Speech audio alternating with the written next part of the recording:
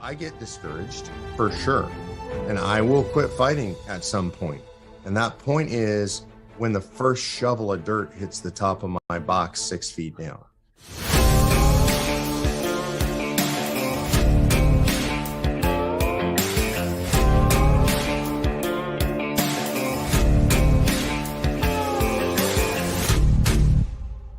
Hello and welcome to COS Indiana Live as we bring you Roundtable.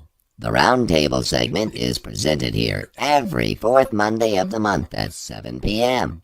We'll be focusing on education and discussion of the topics and challenges we all face as we use the Constitution to save the Constitution. Join us now as we bring you COS Indiana Roundtable with our MC, John Ackerman.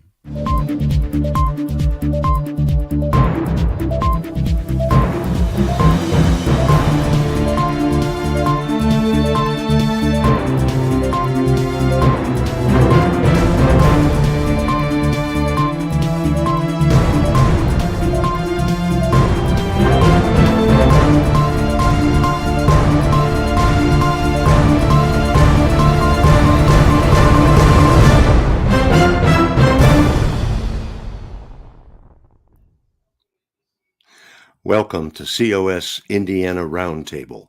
I'm your host, John Ackerman. This is broadcast number 237 of COS Indiana Live, and our topic is the good, the bad, and the ugly of AL.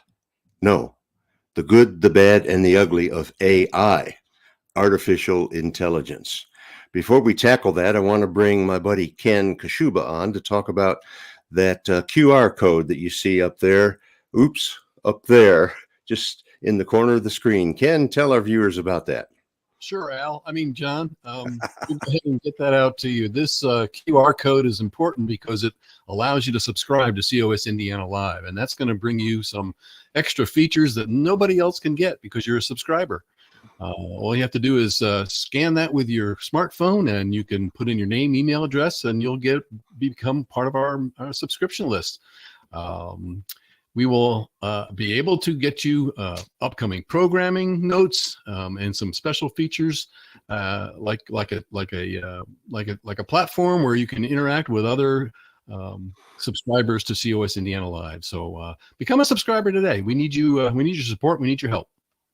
Okay, so that's what it's all about, and that QR code will remain right there in the corner of the screen for the duration of the roundtable. Now let's bring the rest of our panel on, and we mix it up a little bit each month.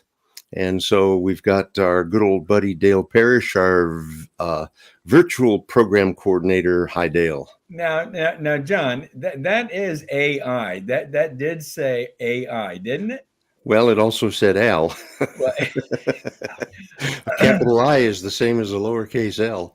I just couldn't resist having a little fun. I know. To show what real intelligence looks like, not artificial stuff. Okay. And Tim Heidenreich, you've been here before, and welcome back. Glad to have you tonight, Tim. Glad to be here, John. Thank you. All right. Excellent. We've got two more coming, and here is Debbie Stewart, our Constitution expert, if you can stand that title, Debbie, but welcome back to the roundtable. Thanks for having me. Well, you're welcome. And Gary Harbaugh, great member of our Indiana team. Hi, Gary. Hello. So, as I said at the outset, the topic is the good, the bad, and the ugly of AI, artificial intelligence. So I want to start by taking a look at the good of AI. There are some potential benefits, and I want to ask Debbie to kick us off here tonight by talking about some of the potential benefits of artificial intelligence. Debbie? Yeah, so the first thing that I can think of right off the top of my head is the AI-powered language models such as ChatGPT by OpenAI. And that helps us to be able to get information to write things on a topic. And so I think a lot of people are using ChatGPT for just regular everyday things they need to do for work or their business or school or whatever it might be. Okay. Thank you, Debbie. Anybody else? Dale, you have a contribution? Yes, I just over the weekend we had a birthday dinner for one of my grandkids, and we had his family, my son and his wife and 5 children, and I brought up the use of AI and how everyone, all of them, are interacting and utilizing AI. I was just amazed. They're all teenagers, and they utilize AI through school. It's used thoroughly through school. A lot of kids use it to do homework assignments. My daughter-in-law is in the medical field, and they utilize it for appointments and even for diagnoses. So I just it's just ever since we discussed decided to talk about this topic, I've just learned how prevalent it is in all aspects of our lives, really. Yep, it's all around, and there's plenty of good to be derived. Tim or Gary or Ken, you have anything to add to this? Yeah, I Tim. do. Yeah, being a military guy, I think it's very important how we have weapons accuracy with that now. If we have to go back to war again, this artificial intelligence can really make a big difference in targeting and using our weapons more effectively. Okay, yep. It helps the human intelligence get the job done. And Gary, I think you started to speak. Yeah, I was going to say, I think the ability to speed research and the ability to access like a large language model that has an incredible store of information just allows a lot of efficiencies that we did not have before we had AI. So there's a lot of good, potential there as well. A lot of potential. Now, Ken is watching the chat boxes. So if you're watching this roundtable live on either Facebook or YouTube, and you have a comment or a question, you can type it in right now, and Ken is monitoring those. And he won't have a whole lot to say maybe tonight, but when he has something from the chat box, he's going to share it with us. Do you have something already, Ken? I'm going to go ahead and add something because as we are talking about the good, we have a comment from a viewer who talks about another way that it's helpful, and I'll go ahead and put up her post. It's Susan Lyon, a friend out there who's talking about Midjourney AI has been a gift for us in creating art that illustrates our project. So it's Wow. It's not only in the art field, but it's in the video field. I'm certainly experiencing a lot of that in my own videography usage. So a lot of good to it. I guess the one question I would ask is, Dale talked about education. I know as education grades have been throughout the country, I'm wondering, are we going to see an uptick in our overall education grade? That's a good question. Yeah, maybe the computers will get A's and wonder what the real grades of the students will be. Time will tell. Debbie? As a teacher, I will say that there are teachers, most of the teachers kind of know what to look for if you are using Chat GPT. So like my son's in college and he writes papers all the time. He's actually in cybersecurity. And so they have a lot of projects and papers. And he's like, I rarely use it because they're looking for it and, they know what to look for. I was going to add too, I was just reading how they're using AI to help deaf children learn how to read too. It's all there's a lot of really good things that AI can be used for. Yeah. Yeah. And Tim? John, I saw a video a couple of weeks ago of a classroom full of students. I would guess they were in the third grade or something, and they were learning another language. And each one of them had headphones on and they had a screen, and they would talk into this microphone and say words in the new language. And the artificial intelligence teacher would help them, tell them how they said that wrong or how they need to change it, and make them rehearse over and over, something that one teacher couldn't do with 30 kids, but AI could do it with 30 kids all at the same time. Yeah. He said Okay. kids learn another language much faster with this. Yes, indeed. So this is why this subject of artificial intelligence lent itself to the borrowing of the title of a Clint Eastwood movie, The Good, the Bad, and the Ugly. So we've talked about some of the good. We could go on for a full hour here on the good. Ken, you have one more thing to give us? Yeah, we've got another comment here, which is interesting because it's directing AI towards COS. So I'll go ahead and post this question. Mm, How could AI be used in creating rough first drafts for amendments for COS? that's a good question. I That's a good one. suppose Yeah. I suppose there would be lots of ways. I don't know enough about it to give an intelligent answer to that.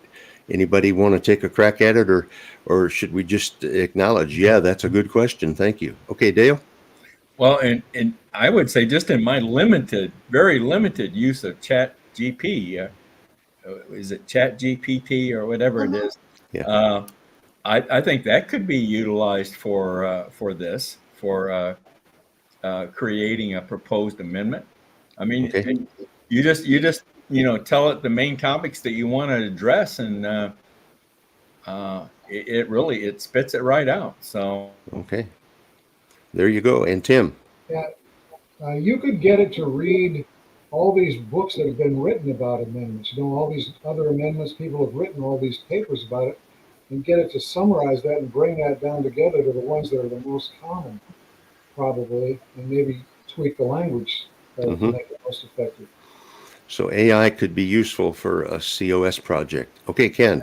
Yeah, I was just going to add to that it's really all in how your prompts are structured. So, if you put in your prompts, as Tim is talking about, if you you put in your parameters correctly, AI can be extremely useful for just about anything, I would think. All right.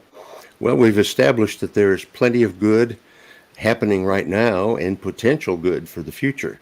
I want to turn the corner now and start to look at the bad and the ugly potential of AI. Now, what used to be science fiction is now science fact. The reality that machines might become super intelligent and surpass us, their human creators, and even decide to dispose of us. This played out in the iconic movie 2001: A Space Odyssey, when the computer, HAL, decided to kill all the humans on board, and the astronaut Dave Bowman had to disconnect HAL. That's one example. Another one comes from this massive, almost 700-page biography that I just finished reading of Elon Musk. Okay? Everybody knows who Elon Musk is. He's the richest man in the world, and he was this unknown young kid from South Africa who came to the United States, eventually gained citizenship. So he's a citizen of the United States now with voting privileges and everything. But he's a technological genius, and he is superb at writing computer code and at establishing companies and growing companies and acquiring other companies. And he has amassed a fortune of billions and billions of dollars, and the world recognizes how bright he is. Well, on page 241 of this biography that I just held up, Musk, and I'm quoting, argued that unless we build in safeguards, artificial intelligence systems might replace humans, making our species irrelevant or even extinct. Musk said that human consciousness is a precious flicker of light in the universe, and we should not let it be extinguished. Still quoting, he says, our biggest existential threat, he said this at a 2014 symposium at MIT, our biggest existential threat is probably artificial intelligence. Those words from the lips and from the mind of Elon Musk. And there seem to be so many downsides to AI that we're only going to take a few of them and look at them, and we're really only going to scratch the surface on those. This could be a full year college course. So the first thing we're going to look at is deep fakes. Now, I understand that a deep fake is when AI takes pictures or scans photographs of somebody and takes samples of their voice and creates what looks like a real image. And we have one to show you tonight of one of my favorite actors. Watch this deep fake. Not Morgan Freeman. and what you see is not real. Well, at least in contemporary terms, it is not. What if I were to tell you that I am not even a human being? Would you believe me? What is your perception of reality? Is it the ability to capture, process, and make sense of the information our senses receive?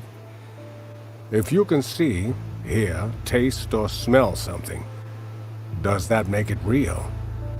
Or is it simply the ability to feel? I would like to welcome you to the era of synthetic reality. Now, what do you see?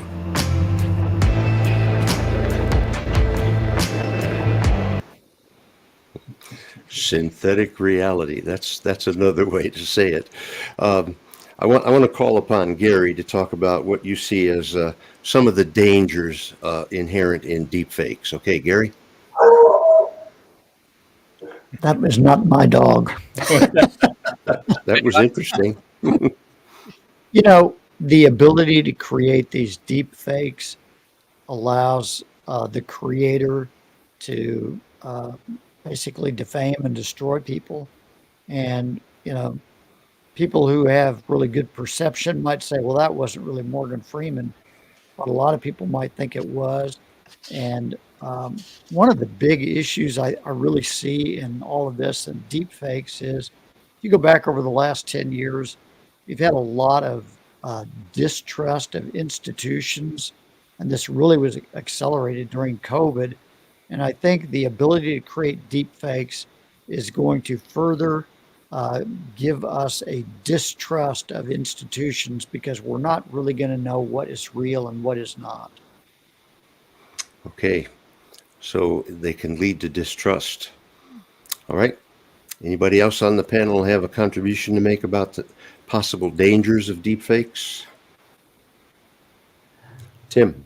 Yeah, it's going to make our human skills and capacities decline if we let a machine do things for us that we used to do for itself. An example is GPS in our cars.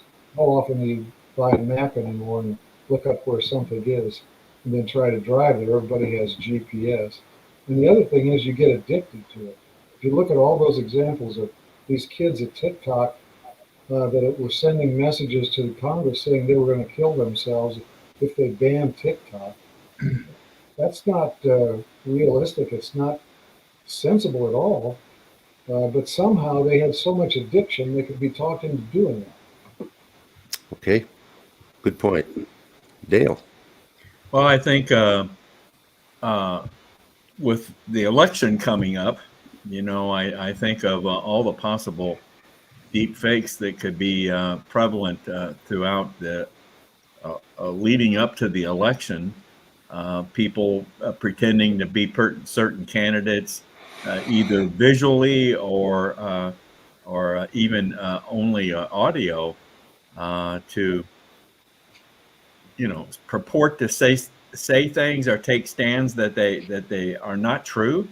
It could really be a tool to use to mislead people, and it's going to be interesting to see how prevalent deep fakes are used in this in the upcoming election. I tell you, the way this year is shaping up election wise, it wouldn't surprise me at all that that this is utilized. I think it's just going to be a wild year, election year.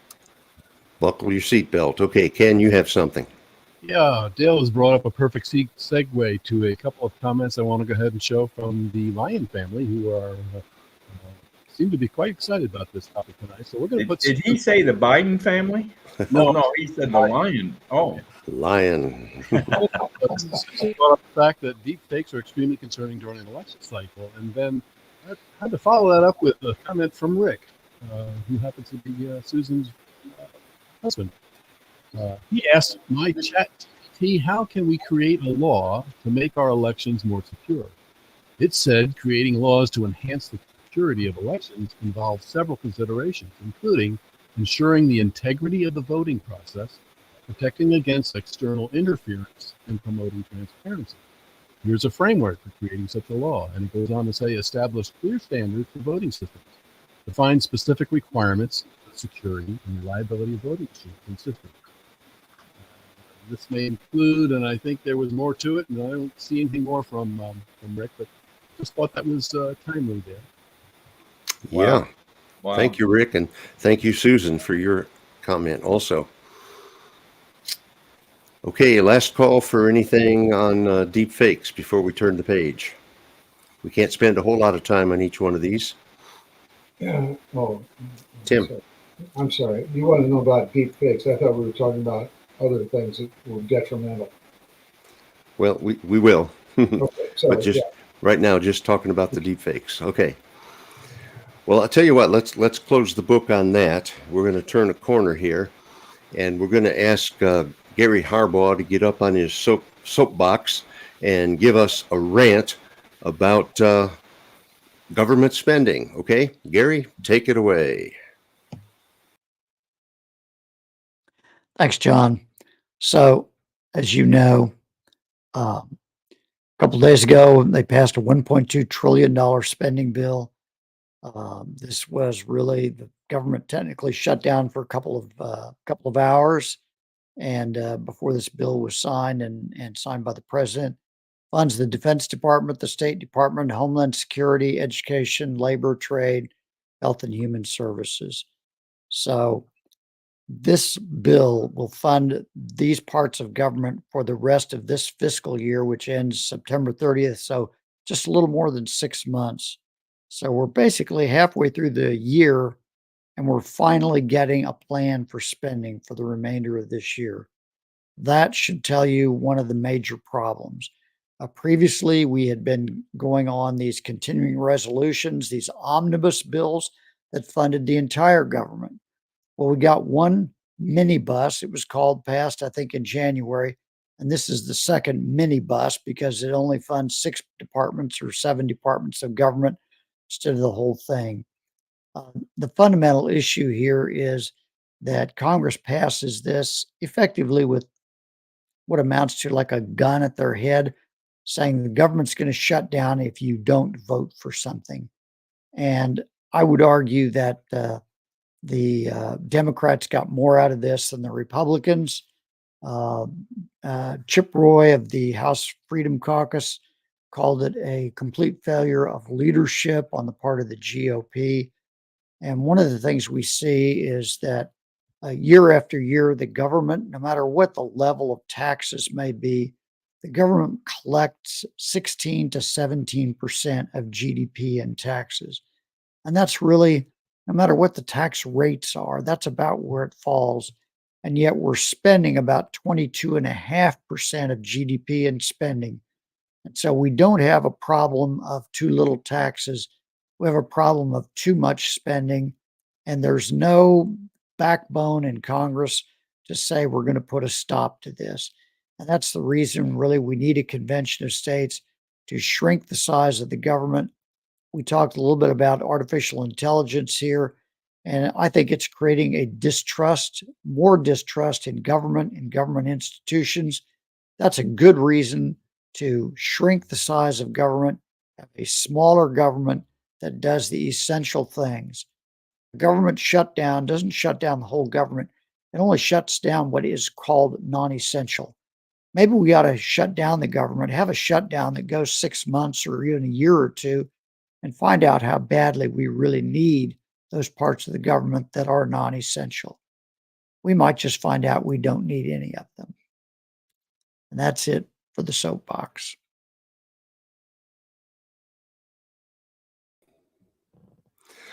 Okay, Gary, thank you for that soapbox rant. We do appreciate it.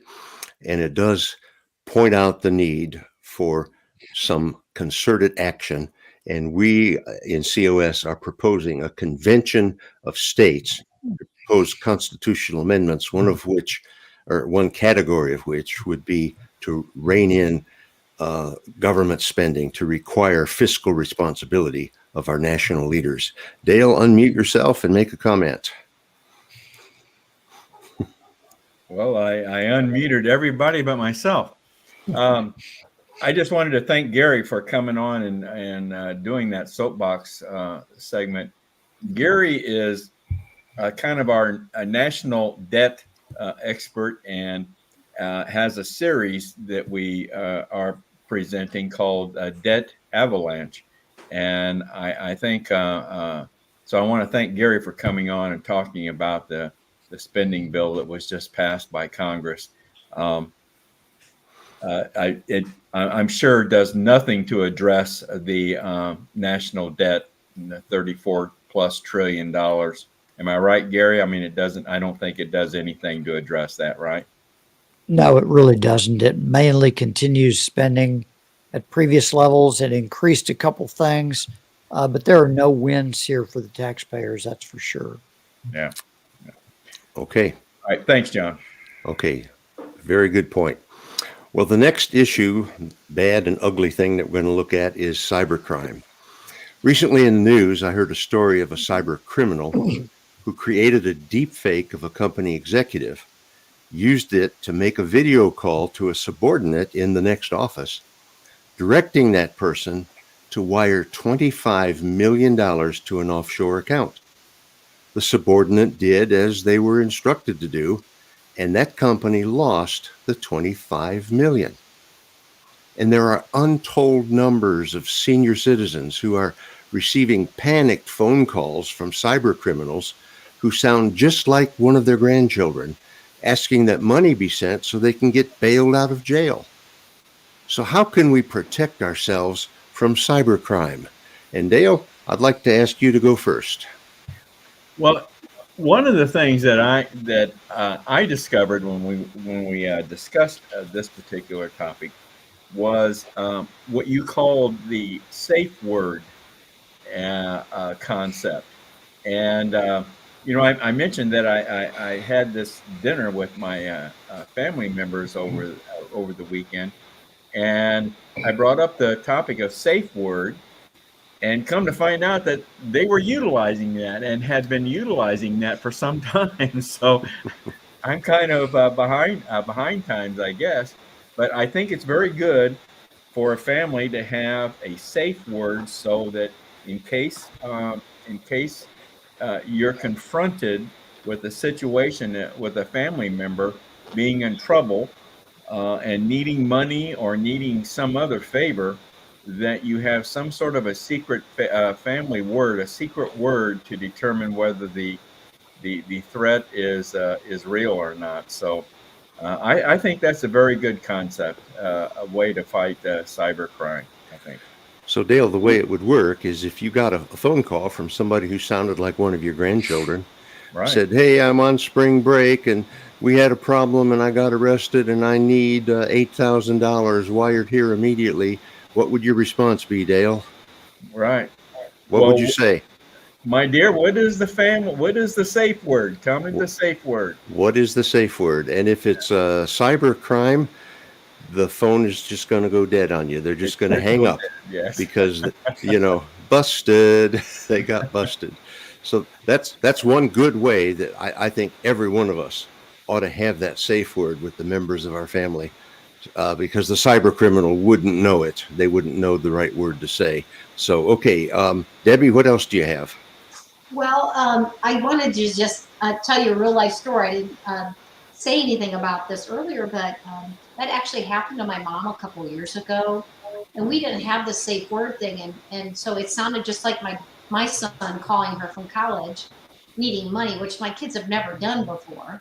But it sounded like him. But the interesting thing was when my son was born, instead of calling her Grandma Biddle, he started calling her GB because he couldn't say it. So all the rest of the cousins do the same. So she said, I knew it wasn't him, even though it sounded like him, because he said, Grandma Biddle, this is such and such. And she said, see you later, click. Nobody calls me that. So very good, very good, very good. That's great. Good story. Okay. Anybody else have a suggestion on ways we can protect ourselves from cybercrime? Ken? Well, just going to put up a viewer comment on that. Okay. Cyril Nelf says, use false information as the safe word, disguised as a question. Oh, okay. Use false information disguised as a question. Just like that instance. Yeah. Yeah. Okay. Good one. Tim, what do you have? Yeah, this happened to a friend of mine recently. She's in her 80s, and she got a call from one of these guys. It wasn't a grandchild, but it involved she had to go get some money immediately and pay it to these people, and they wanted her to go to Walmart and get gift cards. She actually went to Walmart, and she talked to the clerk at the Walmart store, and they said, "Don't do this. You're being scammed." And so she stopped at the last minute, and then they contacted the police. So, Okay. yeah, that's one way. If you see that happening, you know that's probably something wrong. Yes, indeed. Okay, Ken, what else you have? Yeah, I'm just going to add a comment. Another thing that you can just automatically hang up on is if they mention paying with Bitcoin. Bitcoin. Yeah. Yeah, I understand there isn't a jail in the United States that accepts Bitcoin. If somebody is in jail and needs money to get bailed out, they're going to want cash or a cashier's check or something like that. No cyber currency. So that's a definite giveaway that you're being scammed. Okay. I would Gary? say, just as a matter of general principle, you should be skeptical of anybody that's asking you for money or gift cards or anything like that. Just, I guess just think about, you should be skeptical of anybody that's calling you for money. Yeah, be skeptical. Several years ago, I had a friend who called me and he said he'd just gotten a purported call from me claiming I was in Mexico and I had been arrested. And you want to know if that was true. Well, another thing to do is just sit down and call the person who's this plea is supposedly coming from and find out if they're really in distress. Good suggestion. Yeah. And don't do it if the request is urgent. You have to do this right now in the next 5 minutes or they're going to lock me up and throw away the key. There's no such thing as an urgent request like that. If it's legitimate, if somebody really needs bailed out, there are legitimate ways to get that help. Okay, Dale? Yeah, whoever mentioned gift cards just reminded me, this has been, I guess, a few months ago now, but my email got hacked. And some of you, as a matter of fact, some of you may have gotten this fictitious email asking if you would purchase a gift card for me or something of that nature. But that just happened to me, as a matter of fact. So it can be a result of just your email being hacked. Yeah. Now, a lot of these things have been done for a long time by good old-fashioned criminals, but with the advent of AI, we've got to really be on our lookout for this kind of cybercrime because it can happen in a moment's notice, without any warning, and suddenly we find ourselves swept up in, something really, really bad. Well, let's go on to another one now. Another danger of AI is autonomous weapons. And I want to ask Tim to talk about this. What are autonomous weapons and what danger do they present? Now, autonomous weapons are weapons that don't require human interface to pull the trigger. We currently have things like drones and Reapers, etc., and they fly halfway around the world. But they can target specific things, but it still takes a human being in Utah or someplace to pull the trigger to make them fire. But autonomous weapons could fire without that. You could give them a set of parameters under AI and say, if you see this, say a outline of a T-72 tank, if you see this, we know it's the enemy, so go ahead and fire on it. That's a real danger. Okay. That's a good start. Someone else start to talk? Dale, did I hear your voice? Yeah, you did. No, I think that's I was just agreeing with what Tim was saying. That is a real danger. Danger. Autonomous weapons. And, that's something that you and I on an individual level can't really do anything about, but it is something that the Pentagon and our military leaders must be aware of. and to make sure there's a fail safe so that these things don't accidentally start World War III, you know. So let's turn the page again. I'm using that metaphor a lot tonight, I guess. I'll have to find a new metaphor sometime. There are also ethical dilemmas. What are some of the ethical issues inherent in the use of artificial intelligence? And I think Dale's going to go first this time. Well, this is where I always bring up government overreach and the need for calling a convention of states. But this is certainly one of the greatest concerns in my opinion, and that is the misuse of AI by our government and by presenting and particular issues, addressing particular issues, or putting forth standards and beliefs that just do not agree with our basic ethical parameters. So I think government overreach and misuse is my concern when it comes to ethical issues. Okay. Yeah. Okay, thank you, Dale. Anybody else? Gary, Debbie, Tim? Okay, Tim. I think we got to think about what this will do to the common person in terms of labor and jobs being lost. We do have a lot of economic issues that are also ethical issues. If you think back when people stopped making wagons and wagon wheels because we went from horses to cars, it put a lot of people out of work. But then there were other jobs that those people could take over to do. And I think it'll be an ethical problem as AI takes over so many things, what that will do to our labor force. Yep. Something to be aware of. I think Gary? in the larger sense, our Constitution was created and our government to assure that we have our freedom. But government is not about freedom anymore. It's about control. And AI is being used already, I think, in many ways to control people. One of the things that we see in our country is we have an enormous amount of division, much more so than we've ever had in any of our lifetimes. And the algorithms in social media tend to feed people things that they appear to be already interested in. Yeah. And so one of the things that happens is we're being each fed a narrative that feeds our current thinking. And so we have this huge divergence of opinion, and it's creating a division among people that I don't think is really always based on reality, but it's people who want to be in control are using the divide and conquer strategy to keep us separated and not allowing us to say we should be trying to rein in the out of control government rather than buying into the narratives that it is trying to feed us. Yep. Okay, Dale. Yeah, I think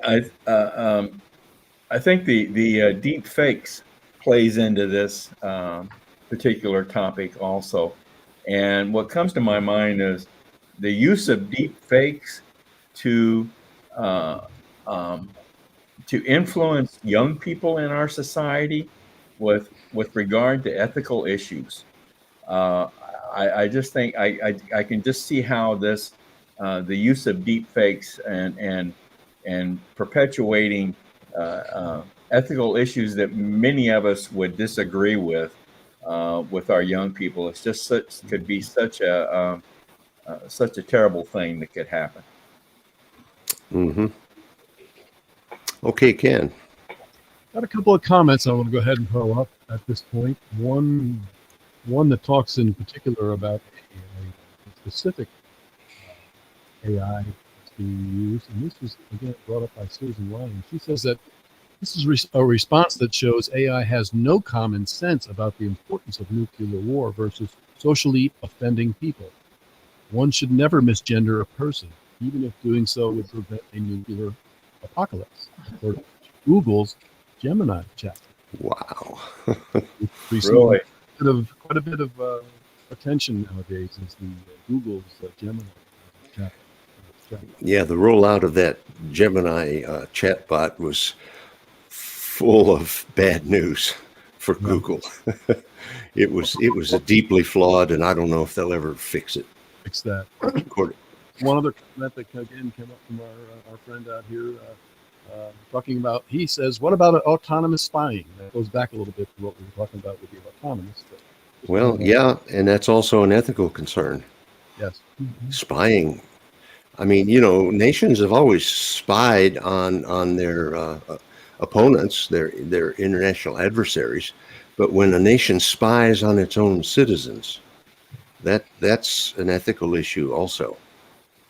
He follows that up with a comment about China, obviously being able to identify who you are and who you're with, even, and gives you a social score, which I'm sure everybody's aware of the social score that goes on. Yeah. And I think we're seeing a bit of a push for that here in the States as well. So Yeah. I think that people are tying up with this ethical issue. Yes, indeed. Okay, excellent comments from our viewers. Thank you, viewers, for helping to enrich the conversation here. Well, the final issue that we're going to look at is privacy. Debbie, what privacy risks are raised by AI, and what can we do to protect ourselves? Yeah, that's a great question. I think it's very sad when I drive my son to the doctor and the doctor, talks to him and we drive home and we're talking about the doctor's comments in the car. And I get home and I go to my computer and up pulls an ad on something that the doctor talked about. That's very frustrating because, we're talking around our phone. We all have Alexas. Many people have Alexas in their phone, in their homes. Their phones, their laptops have cameras on them. And so, what I'm starting to do is if it's an important conversation, I will leave my phone away from me. Let's go take a walk around the block and talk about things without our phones. Let's go into another room. I plug my phone in here and we go talk somewhere else. Another thing would be to limit your devices to like 2 rooms in the house or something. I don't know. Everybody's house is set up differently, but they're definitely listening to everything we're saying. And then they're using that to promote something that they want to promote and they want us to see and or believe and or buy. Yep. The show me the money. There, every corporation is chasing the happy little dollar, and they'll do everything they can to get their ad in front of you, even spying on you through Alexa and Siri and so on. So, Ken, you have something else? Yeah, I just want to add to that. I think we talked earlier about safe words. I think we have to have safe rooms. Safe rooms. One of the ways my wife and I have our safe room is we do have an Alexa appliance in our house. I unplug it. I unplug it only when we don't need her to be around. So just unplug it. Yeah, I think the only way to make yourself safe from that kind of eavesdropping is to pull the plug, because when there's no power, it can't work. It may tell you that it's off, but I don't necessarily believe that. Dale. Yeah, I just wanted to chime in on what Debbie was saying. I think any of us that use Facebook have experienced this. You have a conversation with someone on Facebook and something is mentioned, or a product mentioned or something, and all of a sudden you're getting ads regarding that product or service. But I saw a report on TV here recently about how people were complaining about how their car insurance rates were going up so high, so much. And while I guess the report wasn't proving this, but the report was suggesting that newer automobiles have the ability to record your driving habits. Mm-hmm. That's right.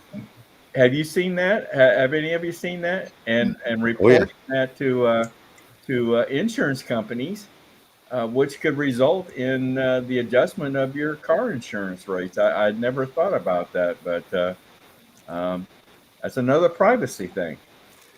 Yeah, Dale, a few years ago, my insurance agent tried to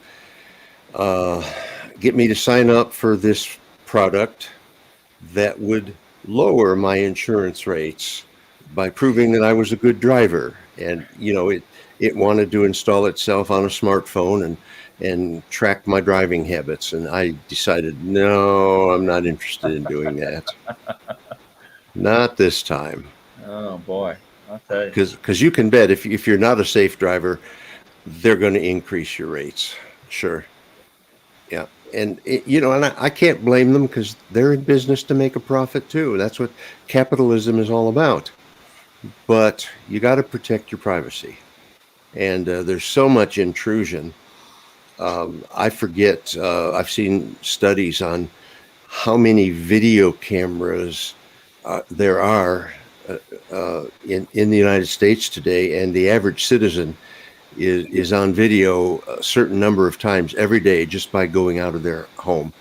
And the Ring camera on your front door, the doorbell thing, is a good safety measure for you to have in your home for your family. But you're driving down the street and your neighbor's Ring camera is picking you up. Yes. And if you're a law-abiding citizen, that can redound to your credit. But if you're a bad guy, it can help the cops catch you. Okay, Ken, what do you have? Got a comment from Susan, which I think is very timely. This is a Commerce Governor smart device appliances with hidden microphones, cameras must be disclosed to consumers. Must be disclosed. Yeah. Okay. Interesting. Okay. Website. Okay. Having trouble hearing you, Ken, but we see the we see the comment. Thank you, Susan. I like it when our viewers are active and interacting with us, and also doing some internet research and putting up some helpful things on the screen there for us. Well, I think we're going to wrap it up now. But before we go to the closing, I want to give everybody our email address. If you have any questions at all about Convention of States, you can email them to us anytime, tonight, tomorrow, next week, at this address, raiseyourvoicecos@gmail.com. That's raiseyourvoicecos@gmail.com.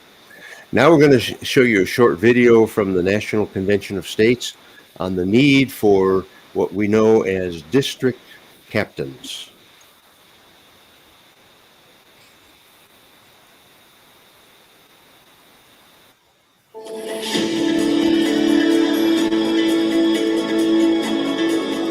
District captains form the backbone of the Convention of States movement, fulfilling our vision of a citizen network that restores self-governance in America. As a district captain, you will help recruit, welcome, and educate other volunteers in your local area. You may also inform in-district volunteers when they can have their voices heard at committee hearings at their state capital. COS provides cutting-edge training and connects you with patriots who have been exactly where you are starting. So get on the front lines of the movement to reclaim liberty. Apply today at conventionofstates.com.